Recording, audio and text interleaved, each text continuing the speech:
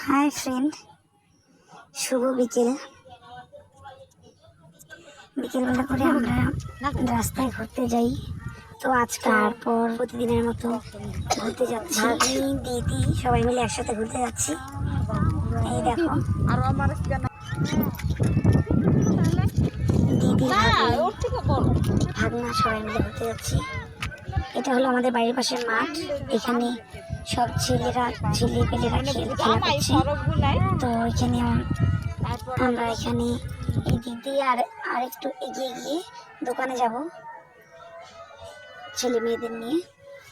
তো দোকান থেকে জিনিস কিনবো, খাবার, খালি খাবারটাই ওঠাও, মুখটা তো এই দেখো খাবারও কিনে দিচ্ছি। দেখেছো হাঁসগুলো জলে খেলা করছে। ওয়াও।